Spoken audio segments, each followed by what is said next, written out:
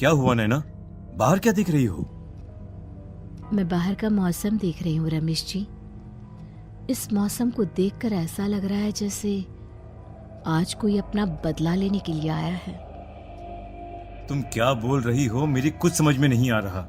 और वैसे भी रात काफी हो चुकी है, अब हमें भी सो जाना चाहिए। चलो। इतना बोलकर रमेश सोने के लिए बिस्तर पर लेट जाता है, पर नैना अब भी खिड़की के पास ही खड़ी होती है। रमेश के सो जाने के बाद नैना अपनी सास के कमरे में जाती है और अपनी सास के पास बैठकर रोने लगती है, जिसे सुन सास की नींद खुल जाती है। बहू, अरे क्या हुआ बहू? तू इतनी रात को यहाँ मेरे कमरे में बैठकर रो क्यों रही है? मम्मी जी, आपने मुझे क्यों नहीं अपनाया? आपको पता है, आपकी वजह से मुझे और मेरे परिवार वालों को गांव वालों के कितने ताने सुनने पड़े। तू मेरी बहू नहीं है? कौन है तू? मम्मी जी, मैं आप ही की बहू हूँ। आपने मुझे अब भी नहीं पहचाना? इतना बोलते ही नैना की आंखें लाल हो जाती हैं। वो जोर जोर से हंसने लगती हैं। मौसम का रुख बदल जाता है। कमरे की खिड़कियां और दरवाजे अपने आप ही खुलने और बंद होने लगते हैं। देखते ही देखते नैना हवा में उड़ने लगती है और वो अपनी आंखों के इशारे से अपनी सास को भी हवा में लटका देती है। तेरी वजह से मुझे और मेरे घर वालों को ताने सुनने पड़े। तूने जो पाप किया है, तुझे उस पाप की सजा मिलेगी और अब तेरी इस गलती की सजा तेरा पूरा परिवार भुगतेगा।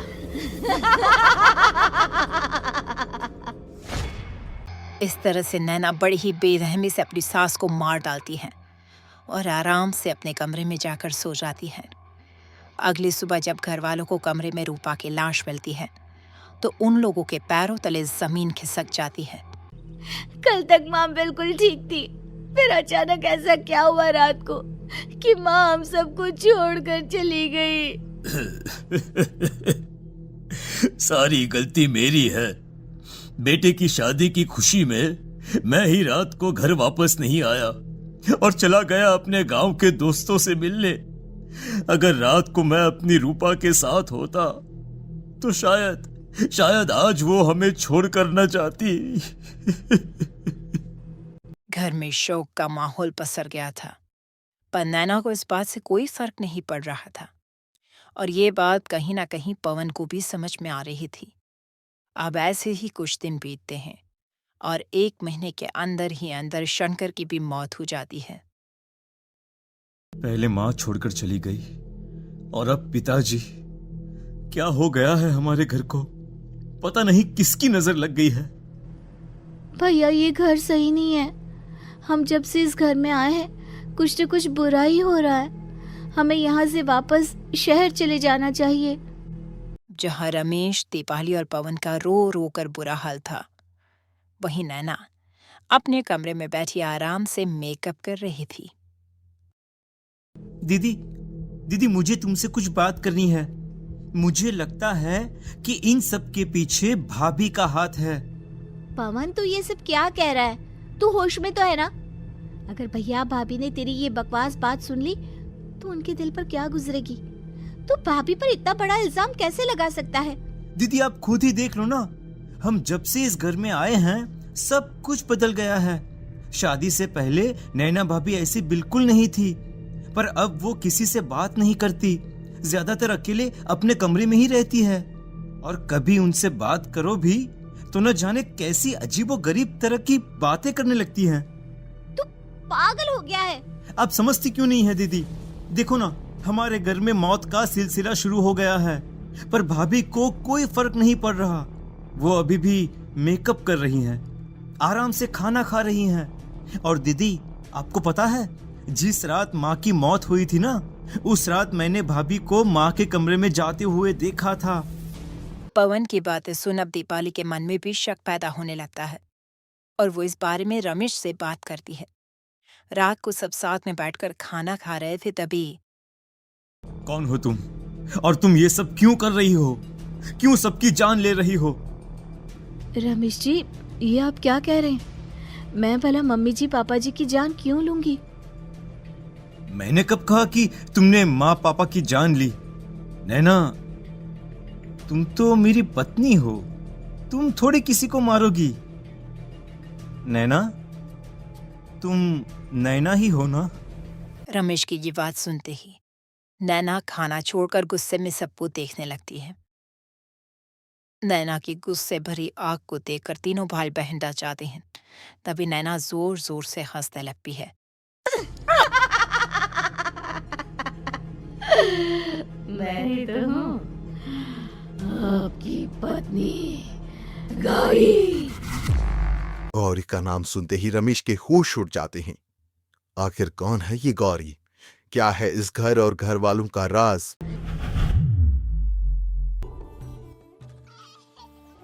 हमारे दोनों बच्चे एक साथ कितने अच्छे लग रहे हैं ना।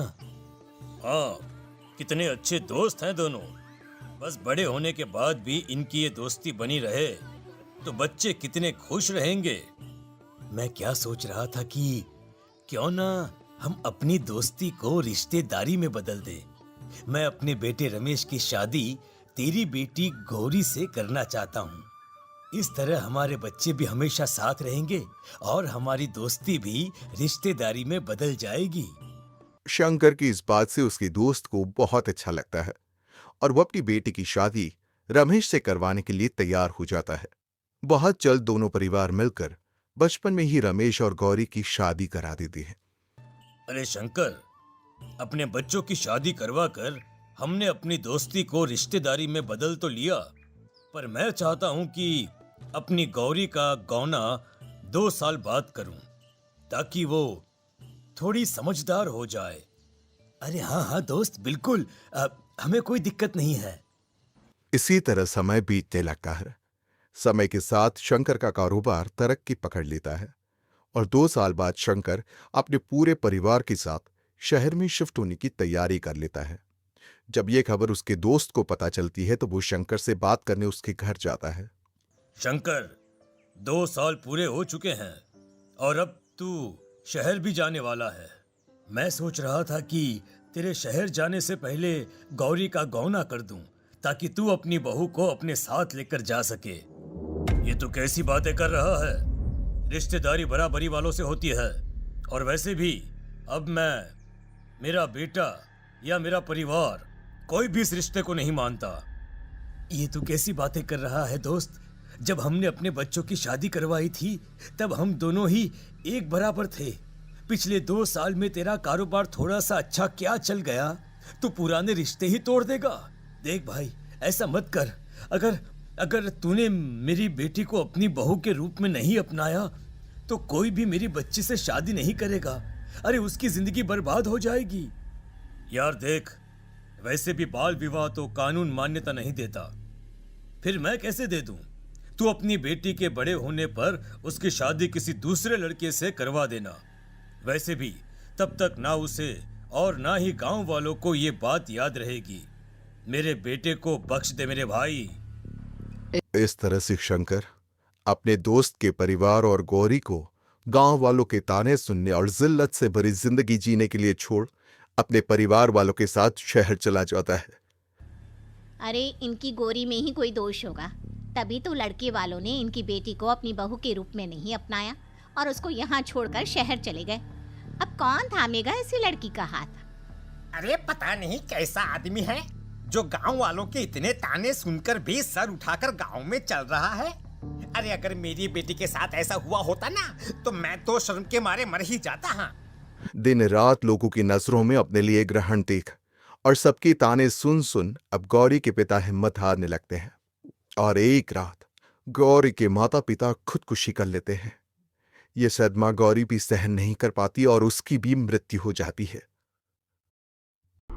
तुम्हारे परिवार की वजह से हम लोगों ने अपनी इज्जत और जान गंवाई। इसका बदला तो तुम्हें चुकाना पड़ेगा, वो भी अपनी जान देकर। हंसते हुए अब नैना हवा में उड़ने लगती है। नैना अब पूरी तरह से बदल चुकी थी। गौरी की आत्मा उसके शरीर पर हावी हो चुकी थी। उसकी आंखें सफेद, पैर उल्टे, चेहरा काला और बाल बिखर गए थे। अब गौरी अपनी शैतानी शक्तियों से घर के हर कोने को अपने काबू में कर लेती है और सीधी दीवार पर जाकर चिपक जाती है। मुझे अपना बदला चाहिए। बदला बदला लूंगी मैं तुम सबको खत्म कर दूंगी। दाढ़ी इतनी तेज चिल्ला रही होती है कि इसकी आवाज से घर के सारे कांच तरस जाते। सामान इधर उधर गिरने लगता है और ये सब देख कर तीनों भाई बहन के होश हो जाते हैं। बचाओ, भागो भागो। उन तीनों को अपनी जान बचाने के लिए यहाँ से वहां भागता देख गौरी जोर जोर से हंसने लगती है। तभी दीपाली घर से बाहर निकलने लगती है, जिसे देख गौरी गुस्से में अपनी शक्तियों से तुरंत घर का दरवाजा बंद कर दीपाली को हवा में उड़ा देती है। बाहर भागी थी, मुझसे बचकर भागना चाहती है। कोई नहीं बचेगा, आज तुम सब मरने वाले हो। अचानक घर में भूतिया आवाजें गूंजने लगी, तेज हवाएं चलने लगती है। सोफा, टेबल, कुर्सी सब हवा में उड़ने लगता है। ये सब देखकर रमेश, दीपाली और पवन की रूह कांप जाती है। घर में ये सब होते हुए और अपनी बहन को हवा में उड़ते हुए देख रमेश और पवन को भी समझ में नहीं आ रहा था कि वो क्या करे, कैसे अपनी जान बचाए। इतने में गौरी अपनी आंखें दीपाली की तरफ करती है और अपनी शैतानी शक्तियों से उसका गला दबाने लगती है। भागने का बहुत शौक है ना, अब मैं तुझे इस दुनिया से ही भगा दूंगी। इतना बोलकर गौरी दीपाली को उठाकर फेंक देती है और दीपाली दीवार से टकराकर नीचे गिर जाती है। दीपाली के पूरे शरीर में चोट के निशान होते हैं और वो उठ भी नहीं पाती है। दोनों भाई भागते हुए अपनी बहन के पास जाते हैं। ये तो बस शुरुआत है, मैं तुम तीनों को तड़पा कर मारूंगी। अरे अरे, पर हमने क्या किया है? हम तीनों भाई बहन तो निर्दोष हैं। गलती तो हमारे माता पिता ने की थी और उन्हें तुम पहले ही मार चुकी हो, फिर हमारे पीछे क्यों पड़ी हो? पवन के इतना बोलती ही गौरी एक हवा के झोंके की तरह उसके पास आती है और उसका गला पकड़कर उसे हवा में उठा देती है और रमेश को गुस्से भरी नजरों से देखती है। गलती मेरे परिवार की नहीं थी, बदला को बड़ा, मैं किसी को नहीं छोड़ूंगी। गौरी पवन को हवा में उछाल देती है, जिस पर कमरे की छत से टकराकर जमीन पर आकर वो गिरता है। उसके सर और शरीर पर जगह जगह चोट लग जाती है और खून बहने लगता है, जिसे देख अब रमेश से चुप नहीं रहा जाता।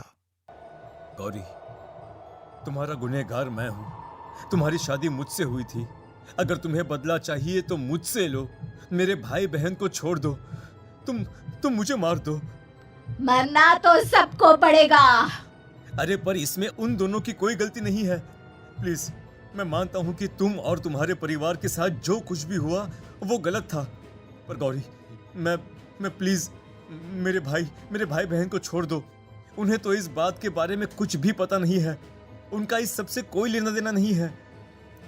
तुम और तुम्हारा परिवार यही चाहता था ना कि मैं तुम्हें अपना लूं। उस समय मैं